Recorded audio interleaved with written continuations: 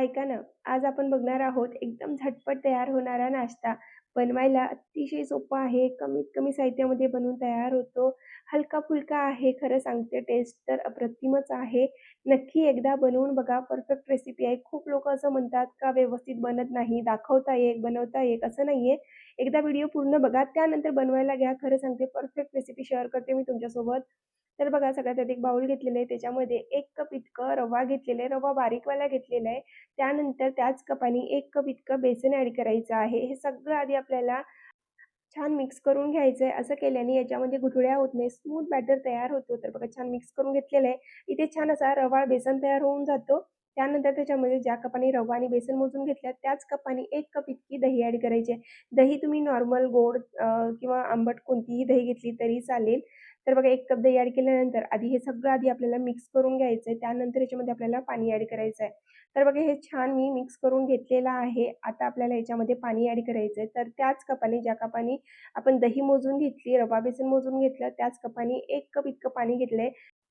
त्याच्यातलं अर्धा कपापेक्षा जास्त पाणी ते मी यूज केलेलं आहे. आता हे सगळं आपल्याला छान फेटून घ्यायचं आहे, व्यवस्थित मिक्स करायचं. एक स्मूथ बॅटर होईपर्यंत मिक्स करून घ्यायचं आहे आणि तुम्ही इथे बघू शकता बॅटर किती छान असा स्मूथ तयार झालेला आहे.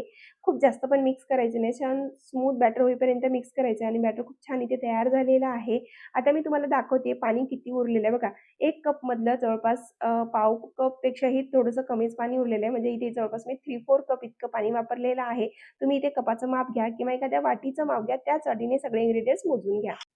आता आपल्याला आलं आणि मिरचीचं पेस्ट करायचं आहे. त्यासाठी खलबत्ता घेतला. त्याच्यामध्ये अर्धा इंच आलं ॲड करायचं आहे. 1 हिरवी मिरची ॲड करायची आहे. बारीक वाटून घ्यायचं आहे. आलं आणि मिरचीचं पेस्ट इथे तयार झालेलं आहे. आता लगेच आपल्याला बॅटरमध्ये हे सगळे ॲड करून घ्यायचे आहेत. तर बघा बॅटर छान मिक्स झालंय. त्यामध्येच आपल्याला मिरची आणि आल्याची पेस्ट ॲड करायची आहे. पाव चमचा हळद, अर्धा चमचा मीठ ॲड करायचे चवीनुसार. आता परत एकदा हे सगळं भेटून घ्यायचंय. छान एकजीव करून घ्यायचे सगळे इन्ग्रीडियंट्स. फेटत असताना एकाच डायरेक्शनमध्ये फेटायचं म्हणजे आपला ढोकळा खूप छान फ्लफी होतो. छान असा स्पंजी बनून तयार होतो. बॅटर फेटून तयार आहे. बाजूला ठेवून घेऊया. आता बाकीची तयारी करून घेऊया. गॅसवर एक कढई ठेवायची आहे. त्याच्यामध्ये 2 ग्लास इतकं पाणी ॲड करायचं. एक स्टँड ठेवायचं. झाकण लावायचं आहे. 10 मिनिटासाठी आपल्याला स्टीमर तयार करून घ्यायचं आहे. म्हणजे छान असं स्टीम तयार झालं, की आपला ढोकळा खूप छान फुगतो. तर बघा इथे गॅस ऑन करून घेतलेला आहे. 10 मिनिटासाठी आता मी हे स्टीमर तयार करून घेणार स्टीम तयार करून घेणार आहे. आता जोपर्यंत स्टीमर तयार होतोय, तोपर्यंत आपण बाकीची तयारी करूया. तर बघा इथे मी बॅटरमध्ये अर्धा चमचा इतकं तेल ॲड केलेलं आहे. त्यानंतर ज्या प्लेटमध्ये आपल्याला ढोकळा शिजवायला ठेवायचा आहे, त्याच्यामध्ये थोडंसं तेल लावून घ्यायचं आपल्याला. तर तेल ॲड केल्यानंतर बॅटर छान फेटून घेतलेलं आहे, बाजूला ठेवून घेतलेलं आहे. थोडंसं ज्या ट्रेमध्ये मी शिजवून घेणार आहे, त्याच्यामध्ये थोडंसं तेल लावून घेतलेलं आहे. तो सुद्धा व्यवस्थित तेलाने ग्रीस करायचं, म्हणजे आपला ढोकळा इझिली रिमूव्ह होते. आता ट्रे तयार आहे. लगेच आपल्याला बॅटरमध्ये सोडा किंवा इनो ॲड करून घ्यायचं आहे. तर इथे मी 1 इनोचा पाउच घेतलेला आहे. याऐवजी तुम्ही 1 टीस्पून इतकं सोडासुद्धा ॲड करून घेऊ शकता, बेकिंग सोडा. त्यानंतर थोडंसं 1 चमचाभर पाणी ॲड करायचं आणि कंटिन्युअसली एकाच डायरेक्शनमध्ये 2-3 मिनिटासाठी फेटून घ्यायचे. खूप जास्त वेळ फेटायचं नाही. फक्त एकजीव होईपर्यंत बॅटरमध्ये हा जो सोडा आहे, जो इनो ॲड केलेला आहे, तो पूर्ण मिक्स होईपर्यंत फेटून घ्यायचा आहे आणि इथे आपला बॅटर पूर्णपणे रेडी झालेला आहे स्टीम करण्यासाठी. आता जे ट्रे किंवा प्लेट रेडी करून ठेवलेली आहे आपण तेल लावून, त्याच्यामध्ये हे ॲड करून घ्यायचं आहे बॅटर आणि लगेच स्टीम होण्यासाठी ठेवायचं. खूप जास्त वेळ बाहेर ठेवायचं नाही. जसं आपण सोडा किंवा इनो ॲड करतो, ॲड केल्याबरोबर लगेच स्टीम होण्यासाठी ठेवायचं आहे, शिजवण्यासाठी ठेवायचं आहे. तर बघा आपला स्टीमर तयार झाले. खूप छान स्टीम इथे आलेली आहे, तयार झाली आहे. आता याच्यामध्ये प्लेट ठेवून घ्यायची आहे, ज्याच्यामध्ये आपण बॅटर भरून घेतलंय, ते ठेवून घ्यायचं त्यानंतर वरून झाकण लावायचं आहे. 15 ते 20 मिनिटासाठी मीडियम गॅसवर शिजवून घ्यायचं आहे. जवळपास इथे 15 मिनिटं झालेले आहेत आणि तुम्ही बघू शकता आपला ढोकळा इथे छान तयार झालाय. सगळ्यात आधी तर एक टूथपिक घ्यायची किंवा चाकू घ्यायचं, टोचून बघायचं. क्लीन निघालं की समजायचं की ढोकळा परफेक्ट आहे, शिजून तयार झालाय. जर थोडंसं लागत असेल तर समजायचं की थोडं कच्चं आहे. इथे मला थोडंसं कच्चं वाटत होतं, तर मी परत 5 मिनिटासाठी झाकण लावून मीडियम गॅसवर शिजवून घेतलेलं आहे. आणि बघा इथे 5 मिनिटं झालेले आहेत. आता आपण परत एकदा चेक करून घेऊया. तर परत टूथपिक टाकून बघितली. आता पूर्ण क्लीन निघालेली आहे. म्हणजे आपला ढोकळा एकदम परफेक्ट आहे.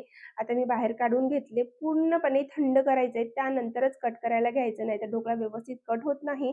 सगळ्या बाजूनी व्यवस्थित कॉर्नरनी सुद्धा आपल्याला हा ढोकळा सोडून घ्यायचा आहे बघा अशा पद्धतीने. आणि आता आपल्याला कट करून घ्यायचं. ज्या साईजमध्ये तुम्हाला कट करून घ्यायचं आहे, त्या साईजने आपल्याला कट करायचं आहे. छान इथे बघा मी छान असं कट लावून घेतलेले सगळ्या बाजूनी.